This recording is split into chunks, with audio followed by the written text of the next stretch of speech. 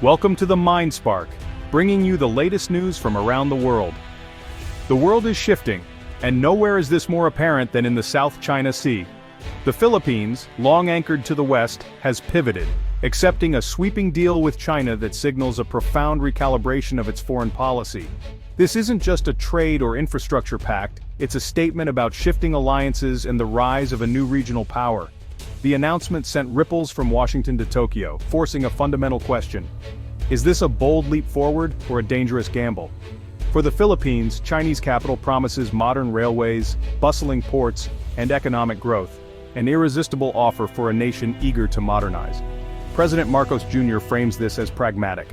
Why cling to old alliances if new ones promise tangible progress? Yet critics warn of hidden costs. The deal's vague language on loans and sovereignty raises fears of a potential trap. China's Belt and Road history is littered with nations ensnared by debt and political compromise. Is Manila trading long-term sovereignty for short-term gain? That's the question haunting strategists and activists. The implications reach far beyond the archipelago. Can a smaller nation leverage both the US and China without being crushed? The Philippines' decision is a microcosm of today's great geopolitical drama: pragmatism versus principle, economic need versus national identity. As Manila embarks on this new path, the world watches, holding its breath. The outcome will define not just the Philippines' future, but the shape of the emerging world order. The stakes could not be higher. At the heart of the deal is infrastructure. China pledges billions for modern railways, ports, and airports. Imagine high-speed trains slashing travel times, deep water ports transforming the Philippines into a logistics hub. For a country plagued by gridlock and outdated facilities, this vision is seductive. China exports its construction expertise. The Philippines gets the backbone for economic growth. Projects include bridges, industrial parks, and airport upgrades, promising jobs and local development. The government sees a chance to leapfrog years of slow progress by partnering with a nation willing to build big and fast. But rapid development brings challenges. Can local regulations keep up? Will Filipino workers benefit, or will Chinese labor dominate? Environmental and labor standards are at risk of being sidelined in the rush. The promise of new infrastructure is powerful, but only if the benefits are shared and the costs don't outweigh the rewards. The government must ensure these projects serve the Filipino people first. The glittering promise must be matched by careful scrutiny. Beyond infrastructure, the deal opens new economic floodgates. China is already a top trading partner, but this agreement aims to deepen ties, lowering barriers for Philippine exports like bananas and mangoes. For farmers, access to China's vast market could be transformative. Tourism is another pillar. Streamlined visas and more direct flights could bring waves of Chinese visitors, boosting local economies. Chinese investment is set to expand into manufacturing, telecom, and digital tech, accelerating the Philippines' digital transformation. The potential for knowledge transfer and technological upgrading is significant, but deeper integration brings risks. Over-reliance on China could make the economy vulnerable to Beijing's policies or political whims. Local businesses may struggle to compete with state-backed Chinese firms. The challenge is to welcome investment while protecting domestic industry and economic sovereignty. Striking this balance will define the country's economic future. With opportunity comes risk. The specter of the debt trap looms large. Critics point to other Belt and Road nations: massive loans, opaque terms, and when debts mount, strategic concessions to China. The lack of transparency in loan agreements fuels fears. Are the terms fair, or do they mortgage the nation's future? If Chinese-funded projects fail to deliver, taxpayers bear the burden without the promised benefits. Are projects chosen for economic sense or political expediency? Proponents argue the Philippines can manage its debt, just as it does with other lenders. The key is smart negotiation and public oversight. The debate cautionary tales of debt trap diplomacy versus confidence in sovereign management. Transparency and accountability are the best defense. The thorniest issue is sovereignty, specifically the West Philippine Sea. For years, Chinese vessels have harassed Filipino fishermen and challenged Philippine claims, despite a 2016 legal victory in The Hague. Beijing rejects the ruling, maintaining its assertive presence. Critics fear economic deals may pressure Manila to set aside its legal win or legitimize China's presence through joint development. The government insists it can separate economic cooperation from territorial disputes, a policy of compartmentalization. The goal: stable relations with China without sacrificing core interests. But will China respect this separation, or use economic leverage for concessions? For many Filipinos, especially in fishing and military communities, this feels like a betrayal. The West Philippine Sea is seen as a sacred inheritance, not a bargaining chip. The government's ability to deliver prosperity while defending sovereignty is the ultimate test. For over a century, the U.S.-Philippine alliance has been the bedrock of Manila's foreign policy. The U.S. remains the primary security guarantor, with deep military and cultural ties. Washington views Manila's pivot to China with concern, wary of losing influence in a key region. Economic dependence on China could complicate U.S. military access and regional strategy. The U.S. response: reassurance and renewed engagement, emphasizing the Mutual Defense Treaty and stepping up economic aid. Manila faces a complex landscape, seeking security from the U.S. and economic growth from China. The ideal: benefit from both without being forced to choose. But as U.S.-China rivalry intensifies, the pressure to pick sides grows. The choices Manila makes now will define its regional role for years to come. The Philippines faces two starkly different models in Washington and Beijing. The U.S. offers a partnership rooted in shared history, democracy, and a formal alliance, but often with strings attached. American aid comes with conditions on human rights and governance, sometimes seen as interference. China's approach is transactional loans and investment with few explicit political demands.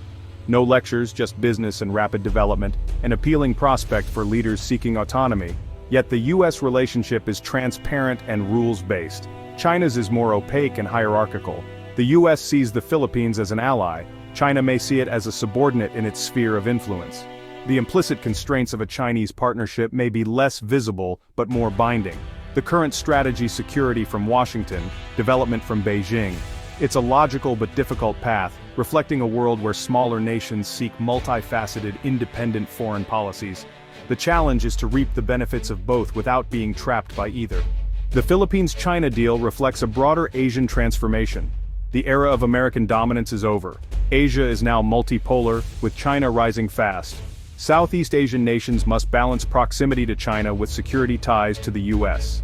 ASEAN members all want China's economic dynamism, but fear its assertiveness. The Philippines' move is the latest example of this regional balancing act. Lean too close to China, and U.S. security ties may fray. Lean too close to the U.S., and China could retaliate economically. The margin for error is slim, and the stakes are high. Regional unity through ASEAN offers the best hope for managing great power influence. A united front can protect sovereignty and interests better than any country acting alone. The Philippines' strategy will succeed only as part of a broader regional effort. What's next? The Philippines must be strategic, nimble, and relentlessly focused on its national interest. First, demand transparency. Every deal with China must be open to public scrutiny. Second, diversify partnerships. Look beyond China and the U.S. to Japan, Australia, South Korea, India, and the EU. Building a web of relationships reduces over-reliance and increases leverage. Third, invest in domestic strength. Strong institutions, education, and a modernized military are the foundation of effective foreign policy. National strength is the ultimate currency in global affairs. The world is more complex and competitive than ever.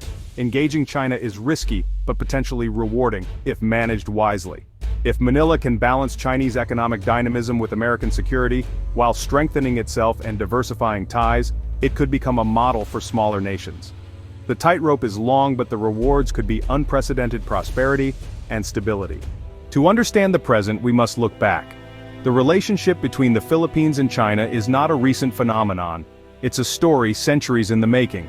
As early as the 10th century, Chinese traders arrived on Philippine shores exchanging silk, ceramics, and spices with local kingdoms. This early contact laid the groundwork for deep cultural and economic ties. Fast forward to the 20th century, after World War II and Philippine independence, relations cooled under Cold War pressures. The Philippines aligned closely with the United States while China remained distant, its own revolution reshaping its foreign policy. But in 1975, a diplomatic turning point arrived. The Philippines formally established relations with the People's Republic of China, opening the door to new trade and cooperation. The decades that followed saw a cautious rapprochement, marked by state visits, increased commerce, and a growing Chinese-Filipino community. Yet, the relationship has never been without friction.